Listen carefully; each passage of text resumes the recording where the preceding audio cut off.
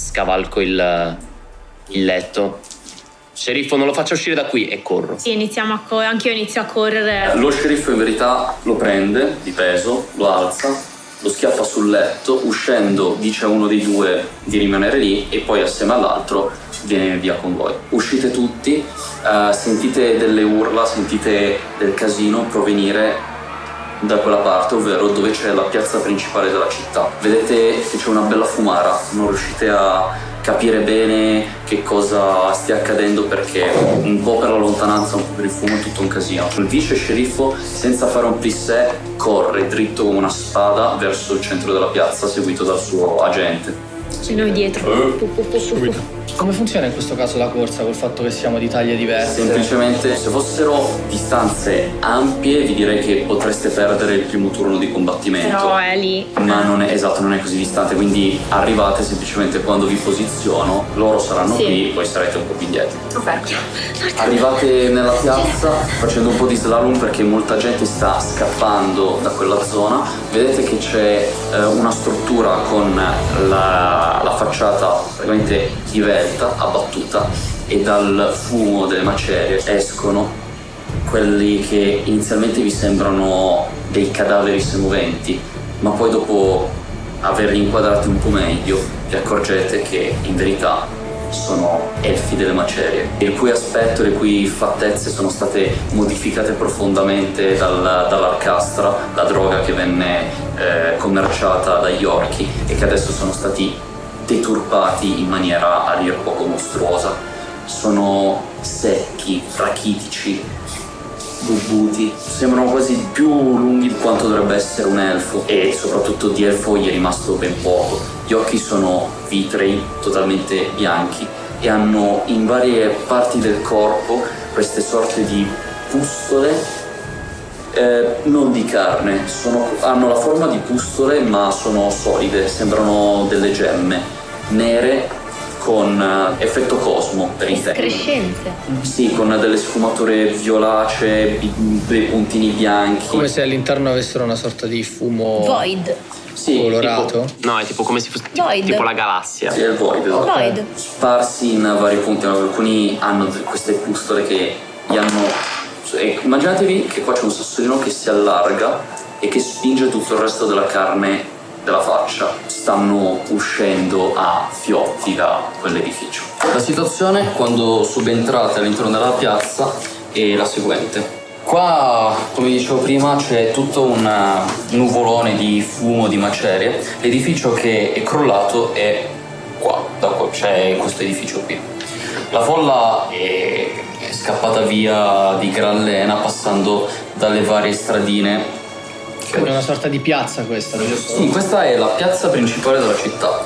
Stradine che adesso vi evidenzierò. Queste. Tanto per capire, al centro c'è una fontana. Al centro c'è una fontana. I quadretti sono 1,5 metri, quindi se vorreste usare tutto il vostro movimento, che è 9, 6, 9, 9, 9, 6. Sembra un numero a pagamento. Sono tipo 6 quadretti circa. Andando in ordine, dadino verde e giallo, dadino rosso e Sara. No, Sara. Dadino rosso si testa. Ah sì, scusami, sì, sono io. Poi dadino blu e rilassato, dadino rosso rosso e gambe corte, e dadino arancione La borta. Daffy Duck. Da quell'altra parte ci sono gli elfi delle macerie. Riuscite a distinguerne più o meno di 3 tipi. Quelli, diciamo, base, che sono i più numerosi, che sono praticamente nudi, hanno giusto dei pezzi di stoffa addosso e poco altro. Sono mostruosi e hanno degli artigli, anche quelli composti dallo stesso materiale stile gemma che compone le pustole che hanno intorno al corpo. Poi ce ne sono 3 che invece sono coperti da dei grossi mantelli, forse una volta erano tuniche ma adesso sono state avvolte su loro stessi, e vedete ben poco uscire da quei tessuti, se non qualche appunto gemma che esce a spuntone. E tutti quanti sono intorno ad un terzo tipo di elfo, molto più grosso, molto più muscoloso e molto più deforme. Vedete che ha un braccio gigantesco rispetto all'altro, che praticamente con le lo trascina a terra, e l'altro invece impugna una sorta di piccolo scettro, sembra, che termina con un altro di quei cristalli lì. Bello. Ok, dobbiamo tirare iniziativa? Prego, tirate iniziativa. Boom! Esplosioni, colonne di fumo che si alzano, il panico dilaga in mezzo alla gente e improvvisamente entriamo tutti nel bel mezzo di un combattimento. Esso si compone di alcuni step molto importanti. Primo fra tutti, l'iniziativa. Come funziona l'iniziativa? Ogni partecipante allo scontro, quindi player, nemici ed NPC vari che vengono mossi dal master, ognuno di questi personaggi dovrà tirare il dado a 20 facce, il famoso D20, per stabilire l'ordine con cui agiranno. Il risultato del dado viene sommato poi alla destrezza e il risultato finale stabilisce la scaletta di movimento, da chi ha fatto il risultato più alto a chi ha fatto il risultato più basso. Quindi il più alto è Sara, agisce per prima. Poi abbiamo Giulia e Tom, Prima Tommy, poi Giulia. poi Andros, il corpo di guardia, poi Gian, Simo, capomostro, mostri incappucciati e mostri normali. Comprensione ad intuito che un po' tutti potete avere. Lui decisamente è il capo, comunque il più forte, l'alfa del branco. I 3 incappucciati sono il gradino sotto e gli altri sono la carne da macello. Quindi qua abbiamo i nostri player, qua abbiamo i nostri nemici, e infine questi ultimi segnalini chi sono? Quello con la spada è il vice sceriffo. L'ingranaggio di fianco invece è l'agente che lo ha accompagnato dall'ospedale. Quello che è uscito dall'ufficio, da questo edificio, è quello che presumete essere lo sceriffo vero e proprio, quello che avete incontrato seccolino e tremolante, e altri 2 agenti al suo fianco. Sara? Vince Sara. Azione. Io mi muovo sul fianco sinistro, di fianco al verde, leggermente dietro al verde. Sì. Ok, sì. Esoratolo la frusta. Tom? Mi muovo di fianco alle guardie e anch'io sfodero la spada. Mi metto al fianco di lei, dietro Gian. Tutti dietro al Gian. Non posso fare tanti passi. Giova bene lì? Sì, estraggo l'arco. Ed estrai, perfetto. Andros? Io non faccio assolutamente nulla, tiro fuori solo l'arco. Che non si può mai sapere. Io, tipo, mi giro conigli e sfoderando i pugnali mi affianco alle guardie. Beh, comunque eravamo 3 belle fighe lì dietro. Le belle fiole. Io mi posiziono dietro Gian. Allora, arrivi fino a qua. Capisci che nessuno di noi conosceva le classi degli altri quando ti trovi nel primo combat e dici cacchio, non abbiamo un tank. Sfrutto questo fine turno per fare individuazione del magico. Ok, individuazione del magico. Percepisci che quei cosi sono delle mine vaganti di energia magica. Quella roba che hanno addosso è mana cristallizzato, per intenderci. Sono come un buco nero che sta assorbendo l'energia magica che hanno intorno. Il loro stesso respiro è come se prosciugasse ciò che li circonda. Il capomostro tira semplicemente un urlo e in quel momento vedete, mentre prima le creature erano un po' sparse che rovistavano in giro, a un certo punto hanno del focus, si girano tutti quanti nella vostra direzione e partono alla carica fondamentalmente.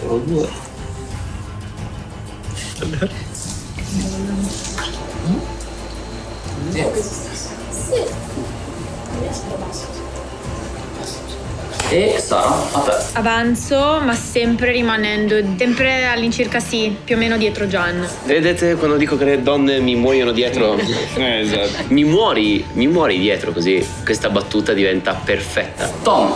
Vado all'altezza del vice sceriffo con l'altra guardia, se riesco a raggiungere, vabbè, ma siamo un pelino dietro. Arrivi qua. Perfetto. Giulia, a te. Allora, io mi avvicino tanto quanto basta per poter attaccare. Come funziona un combattimento? Per farla molto semplice, i giocatori devono principalmente tenere d'occhio due dati, ovvero il tiro per colpire e la classe armatura. La classe armatura invece rappresenta quanto un personaggio sia agile e o ben corazzato e di conseguenza più difficile da colpire. Un personaggio che attacca tira un D20, poi somma il risultato del dado al suo tiro per colpire. Dopodiché, se il risultato di questi due dati supera o pareggia la classe armatura del suo bersaglio, il tiro è passato. Sì, basta metterti qua e hai a portata tutta la prima linea. Posso prendere quello lì che è lì davanti? Questo? Sì. Sì, certo. Di 20? 20, sommi il tuo bonus di destrezza e BAB. 19. Preso abbondantemente. Vai per i danni che è un D6. 3 danni. Prende la freccia praticamente su una spalla, senti che caccia un urlo abbastanza gutturale, grattato, e però continua ad avanzare. Andros. Non faccio assolutamente nulla. Niente? No dai, tiro una freccia. Però io ho un arco lungo, ho una gittata di 30 metri, chi è che riesco a prendere? Non riesci a prendere nessuno dopo. Allora non faccio assolutamente nulla. Guardia. Arriva qua. E la sua guardia. Questo si muove. Gian. Mi piazzo di fianco a Tommy a 1,5 metri più avanti. Allora sì, tranquillamente ci arrivi. Simo. Completo la mia azione di movimento e mi piazzo dietro a Shiran. Ok. Di nuovo i mostri. Questi non si muovono. In compenso abbiamo gli altri simpaticoni che muovono di 3, 6, 11, posteriore fin qua. Questo, questo. Vedete il vice sceriffo che entra in combattimento corpo a corpo contro uno degli elfi delle macerie. L'elfo gli zompa addosso nel tentativo di aggrapparlo. Lo sceriffo riesce a schivarlo senza troppa difficoltà. Mi muovo leggermente verso sinistra e cerco di sbilanciare. Ok. No, non ci arrivi per un pelo. Voglio entrare in corpo a corpo con uno dei due, quello a sinistra. Ce la fai tranquillamente. Attacca. 19. Ah, ok, allora conferma il critico. Tutte le spalle. Ho fatto 2. Vai con i danni. I danni sono un D8. 5. Ti assesti una bella spadata, ti squarci buona parte del petto, anche questo disgraziato tira un urlo che di umano ha ben poco e vedi che sta buttando fuori copiose quantità di liquame. Non lo considereresti sangue perché è davvero molto denso. Giulia. Provo a colpire lui. Lo stesso che ha colpito. Ok. Bene, ci provi ma lo lisci. Ok. Anziché tirare così, ha tirato così. Ora sono a tiro. Puoi prendere questi 3. Io voglio colpire l'altro. Questo? Quello lì. Quindi prima un D20. Sì, per vedere se lo prendi. Comunque 19. Vai per i danni. Di 8. Di 8, perché hai l'arco lungo Sì, formato. quello doppio piramidale. 6. Spari la freccia, lo passi da parte a parte il cranio e il povero disgraziato giù steso rigido. Oh, una kill. Adesso muovono le guardie. Vice sceriffo con una nonchalance incredibile prima dà una scudata in faccia al suo bersaglio per farlo andare un po' indietro, poi torsione nel corpo e lo decapita, e anche un altro va giù rigido. Io fiancheggio quello lì, o fiancheggio e attacco con 2 armi. Prego. 19, 16, direi che colpisco con entrambi. Sì, abbondantemente. Confermo il critico, 2 di 6 più 2 di 4, 11. L'hai eviscerato, gli hai infilato i pugnali nei reni, poi e l'hai aperto. E anche questo un altro rigido. Simo? Evoco alleato naturale. Ok. Posso direzionare l'evocazione, no? Posso scegliere dove... Cioè intorno a te. Ok, comunque evoco uno strige. Questa creatura, simile ad un insetto, ha 2 paia di ali da pipistrello e un groviglio di zampe ed una proboscide acuminata con una... È una zanzara mostruosa gigante. Gli do il comando di attaccarsi all'altro mostro elfo che sta lì, sì, quello che sta davanti, che è ancora in piedi, e di succhiargli il sangue. Si attacca a quello che era stato squarciato poc'anzi dal nostro buon Tom. Gli infila l'ago praticamente dentro, che va per così. Percepite un risucchio. L'elfo barcolla, tenta di prendere la strige per strapparsela di dosso, ma non ci riesce. Dopo pochi secondi crolla giù a terra morto. La strige però, quando leva via il pungiglio, la proboscide per ricominciare a svolazzare, vedi che inizialmente sbanda, poi quando si rimette a terra scoppia. Scambia bare. Esatto. Ok, questo si accoscia. E la schiaccia appena ci avviciniamo. Manda avanti i suoi 3 incappucciados. Vedete che sbatte il braccio quello enorme, gigantesco, per terra e poi iniziano a illuminarsi tutte le vene. Gli altri 2 si avvicinano e basta. Sembra quasi una cantilena, sembra quasi che stiano intonando una sorta di... Nenia. Sì, però non ne percepite di sicuro le parole nel trambusto. Sara? Io cerco di avvicinarmi alla prima di quelle 2 lì davanti. Allora cerco di sbilanciare quella davanti. Tira di 20. 7. Ci provi, ma purtroppo va liscia. Tom. Vabbè, vado alla portata e ingaggio in corpo a corpo tranquillamente. Ok. Vado. Mi dado 17. 8. 2 danni, ok. Gli tiri anche te una spadata, la incassa, gli rovini un po' il braccio fondamentalmente, gli apri un po' una di quelle custole e notate che effettivamente dentro sono pietra. O quarzo che si Bravo. spezza. Sì, esatto. Poi, Giulia. Ci riprovo. Bene? Prendi. 17. 17, sempre il primo? Sì. Vai per i danni. 2. 2, anche stavolta prendi bene la mira, spari, riesci a prenderlo nel torso, tira un bell'urlo di dolore, ma rimane in piedi, puntando verso Tommy. Andros, Di quanto mi posso muovere in avanti? puoi arrivare fino a dietro Simo. Se vuoi correre puoi anche superarlo, però usi tutta l'azione. Va bene. Destra o sinistra? Sulla destra. Sulla destra, ok. Guardia, si sposta.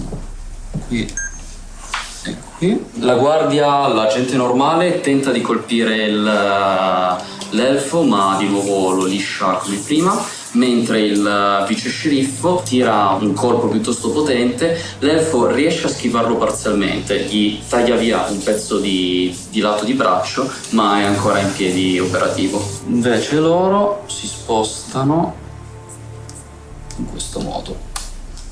Già. 5 sì, dovrei riuscire a fiancheggiare quello più avanti. Sì, se riesco vado anche un pelo più avanti e fiancheggio sull'altro. Ci arrivi, tranquillamente arrivi qua. Ok, allora mi accontento di quello. Fiancheggiato. Hai tutti i vari bonus. 11 e 6. 11 passa. 7. Un altro viscerato. Anche qui, mentre l'elfo è occupato, distratto dalla guardia di fianco a lui, tu gli arrivi da dietro. Metto le mani per terra, alzo lo sguardo al cielo, ricomincio a fare... Evoco un altro strige e gli do il comando di attaccarsi al braccio, ci vorranno immagino 2 turni, non lo so, del mostro. Quindi lo vedo attaccarsi al braccio del mostro. No, non ci arriva ancora. Con la fontana. Adesso deve farsi nel prossimo turno. Vedete tutti quanti che la mano del capomostro si estende sul terreno che ha toccato, come se fossero delle radici, inizia a scavare dentro. Ma è un'estensione delle sue dita? Sì, proprio le sue dita si allungano e si contorcono come delle radici e iniziano a scavare dentro. Vedete che le vene, che prima erano soltanto luminescenti, adesso si stanno gonfiando come se stessero pompando qualcosa e sono diventate molto più luminose. Sembra che stia accumulando qualcosa nella spalla, perché vedete che si sta gonfiando. È un tumore. Poi abbiamo i nostri mostri. Questo si sposta qui, questo si sposta qui e questo si sposta sparano tutti quanti un dardo, va verso Gian e ti spara 4 danni proprio. Dardo incantato, giusto? Non c'è tiro salvezza. Poi l'altro invece spara sul nostro Tom e il terzo spara sul nostro sceriffo. Vedete che si strappano dei pezzi di tessuto che prima sembrava quasi che li stessero tenendo legati, tipo camicia di forza, e tirano fuori un braccio, ovviamente oblungo e secchissimo, vedete tutte le ossa e anche le vene. L'artigliazzo si illumina, creano come delle sfere, sempre dello stesso colore delle loro gemmine, dopodiché lo lanciano verso di voi. La sfera in quel momento, quando viene lanciata, si trasforma praticamente in un proiettile che va a colpire l'obiettivo. Tipo pallone di oro. Tocca a te, Seretta. Io cerco di sbilanciare quello davanti a me. Bene. Ti avvicini. Ok, prego. 15. Riesci a sbilanciarlo, cade a terra, gli prendi una gamba, tiri e va giù. Tom. Io vado sul tizio davanti a me. Ok. Cerco di tagliarmi una via oltre. Con la spada. Ah, ok, pensavo vorresti tipo, scusa, vorrei quello di... No, scusa, vorrei quello. Scusa, lo butti addosso a Gian. Aspetta, no, niente, non lo prendo. 4 più... No, vado su 7. No, ci provi, ma l'elfo davanti a te, vedendo che tu ti avvicini, si sposta indietro e schiva il tuo colpo. Giulia. Ci ripenso io. 17. Cash. Vai per i danni? 5. Lo colpisci sullo sternocleido mastoideo. Lui tira un altro bell'urlo potente e si pone una mano dove si è appena conficcata la freccia. Tentativo vano di togliersela perché con gli artigliozzi non fa altro che graffiarsi ulteriormente. Andros. Chi riesco a colpire da lì? 40 di gittata, tutti. Tutti, tranne quello grosso. Tranne ovviamente sì, quello grosso. Beh, senti, provo a danneggiare quello perché quello lì mi sembra pericoloso. Questo? Ok, va bene. Perché è lì da solo, capito? Quelli che stanno da solo. Vai, tira. 13. Sì, lo prendi, vai per i danni. 5. Gli spara una freccia dritta nella schiena. Vedi che il braccio era già lì che stava accumulando altra energia, ma lo interrompi. Vedi che anche lui caccia un urlo leggermente diverso da quello degli altri, un po' più acuto, un po' più stridolo, e è ancora in piedi, però vedi che per come si dimena che gli hai fatto un male dell'ostia. Guardia. Guards.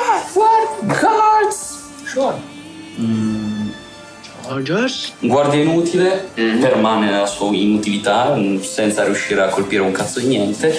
Vice sceriffo invece dà un altro bel colpo all'elfo, l'ultimo rimasto della classe base. Di nuovo gli fa un bello squarcio sul petto. Non esce tantissimo liquame, però è un bello squarcio. Non gli muore? No, non muore. Ok, le due guardie fiancheggiano il terzo. Una delle due, notate che gli ammantati sono molto più fluidi rispetto agli scheletri. Infatti nel momento in cui una delle due guardie tenta con un fendente di colpire l'ammantato, quello si piega di 90 gradi di botto, evitando il colpo. Però l'altra guardia invece fa un montante e lo becca sulla schiena dove prima era stato beccato dalla freccia. Ok? Mi muovo di 1,5 Sì. per fiancheggiare e 2 attacchi sempre su quello di fronte a noi. Beh. 14 su uno e 0 sull'altro. Vai, 14 passa. Sono 4 danni. Col primo colpo l'elfo, ancora con i sensi acutizzati dalla paura, riesce a schivartelo, però mette male il piede, non si fa abbastanza indietro e col secondo colpo glielo impianti sotto il pugno. Cade a terra, stecchito anche lui. Simo. Non posso fare altro praticamente, non ho armi, non ho niente. Mi guardo attorno. In effetti tu sei disarmato. Sono disarmato, non ho nulla. Vedo oggetti, qualcosa attorno a me che posso prendere, che posso utilizzare in battaglia. Sono in una piazza, vedo difficile. Puoi avvicinarti a Giulia e prendere il suo coltello. Mi avvicino verso di lei e... Dai, dammi qualcosa, ti prego, devo combattere, non ho niente! È nella mia borsa, prendilo. Frugo subito. E c'è un pugnale da mischia. Il pugnale da mischia è un D4 critico per 3. Invece il pugnale normale è 19-20 per 2. Il bastardo qua davanti spara di nuovo verso Gian, ti fa solo un dannino. Un dannino vicino. Il bastardo di fianco invece si rialza inutile e inutile e spara un dardo in faccia a inutile. Guardia inutile sviene, mentre l'altro vedete che fa un urlo abbastanza raccapricciante, si strappa con il braccio libero un altro pezzo di tessuto tirando fuori anche l'altro braccio, si inarca e poi vedete che c'è una sorta di esplosione magica intorno a lui. Una delle guardie cade a terra, stesa, morto. Non ne siete sicuri, ma da come va giù appeso morto c'è una buonissima possibilità che non si rialzerà più. L'altro invece è scossa dalla sua azione. Sara, a te. Provo a colpire questa volta cioè per fare danno con la frusta. 15. 3. Ce la fai, riesci a tirargli una bella frustata e vedi che prendendolo per così, oltre che uno strato di stoffa, viene fuori anche una schizzata di quella besciamella nera. Ok. Besciamella. No. Non riesco a stare 1,5 metri più a sinistra? Qua? Ci arrivo? Sì, ci arrivi. Allora mi avvicino lì. Ok, hai un attacco di opportunità se ti si avvicina. Però cioè se ti si avvicina. Sì. Ok, perfetto, va bene. Su chi dei due? Su quello davanti a Gianni. Beh, su. Un bambino. Scusa, Niente, la freccia. la mia inutilità. Giulia riesce a prendere il tipo però soltanto di striscio, quindi non gli fa granché. Vai. Chi riesco a prendere io da qua? Te lo dico subito. Tutti, credo sempre. Sì, Scocco una freccia verso quello che su cui non ho malus. Lui, perfetto. 14. Dai, bel tirello. 2.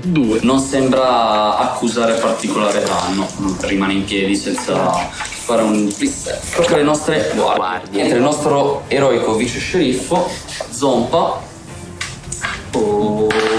Vice sceriffo, vedendo il suo agente in difficoltà, corre, fa un montante verso il bastardo e gli fa un bel po' di male. Mi muovo, cerco di fiancheggiare il tizio con lo sceriffo. Corro, tipo faccio una scivolata, mi rialzo e gli faccio 2 attacchi. Vai. 14 e 2. 14 passa, 2. Naturalmente no. Oh, prego. Sono 9 danni. Gli assesti direttamente una pugnalata e senti che va dentro di brutto. Quello di reazione tenta, vedi che il braccio, quello ancora bloccato, tenta di liberarsi ma non ci riesce. Ti tira una sorta di frustata con il braccio a penzoloni rotto, ma dopo pochi secondi E muore. cade a terra. Simo. Io vai. corro il più veloce possibile e attendo la fine del turno con il colpo dello strige. Che arriva. Lo strige riesce ad arrivare sul tipo grosso. Vedendo la spalla pulsare, la strige ovviamente istintivamente pensa a pulsi di sangue e va lì e si infilza. Succede però qualcosa. La strige assorbe e man mano che assorbe si gonfia, ma in maniera decisamente sbagliata. Diventa una sacca finché ad un certo punto non cade per terra, tanto è diventato il peso.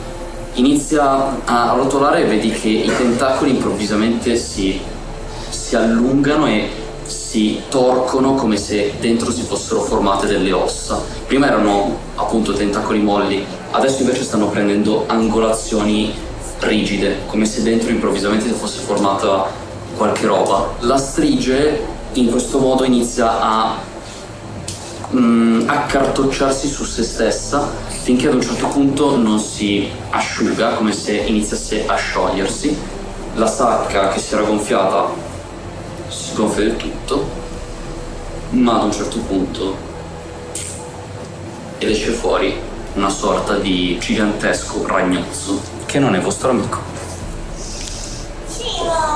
Cioè, gli hai dato un nemico, gli hai dato. Oh, mi dispiace per quelle povere cose. Ma povere cose, sono delle zanzare giganti con dei tentacoli. Tocca ai nostri Gli elfi. Tizio spara verso Tom e ti fa 2 danni. L'altro invece spara verso l'altra guardia che va giù.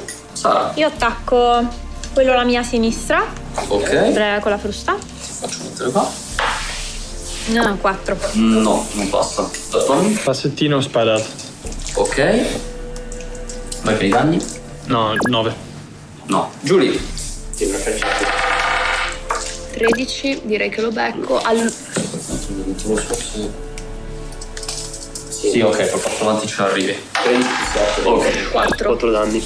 Gli arriva ennesima freccia nella schiena, tira un altro urlo fortissimo, ma non va giù, non è ancora morto, ma vedete che si sta afflosciando su se stesso praticamente. Le due mani adesso le ha piantate per terra per reggersi in piedi. Andros. Passettino in avanti. Ok. Gratuito e freccia su quello che si sta accasciando. Ok, vai. Bene. 14. 8. 7. La freccia lo passa da parte a parte, si irrigidisce, si rialza dritto in tutta la sua statura e vedete che è fottutamente alto, ma a un certo punto era giù, rigido. Guardia e ce la fa.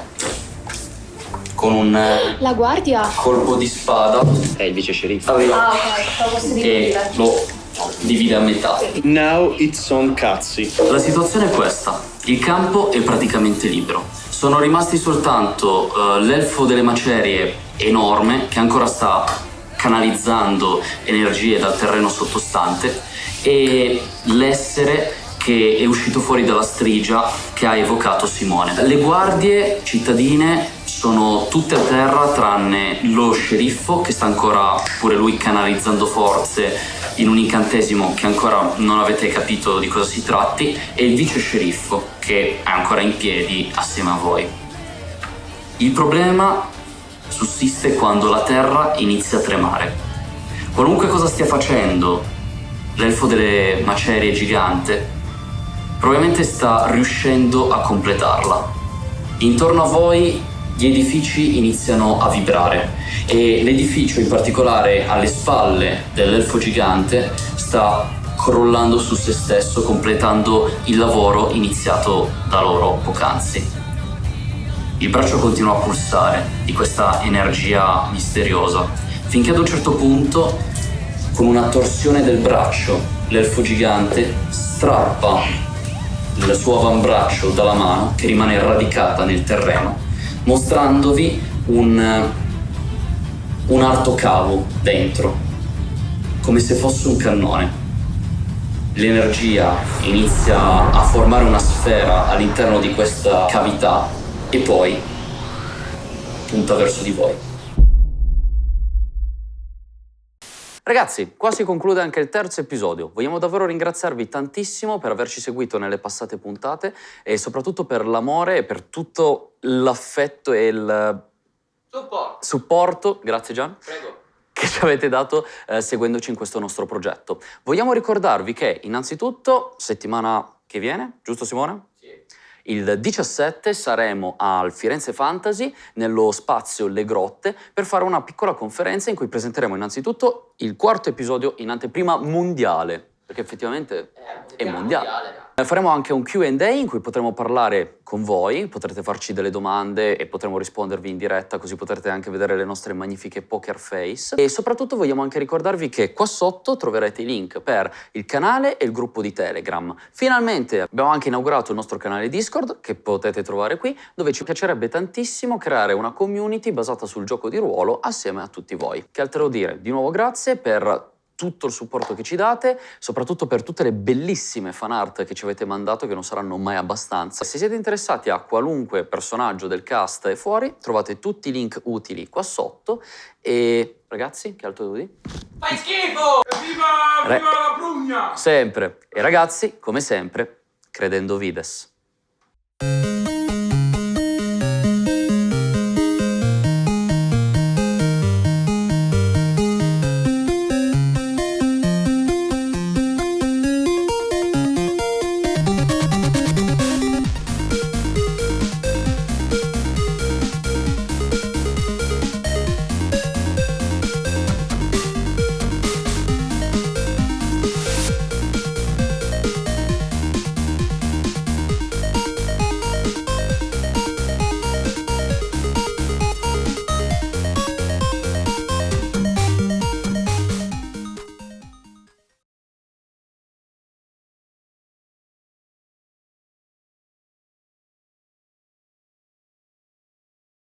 Ragazzi, qui si conclude anche questo terzo episodio. Vi ringraziamo tantissimo per tutto il supporto e l'amore che ci avete dato seguendoci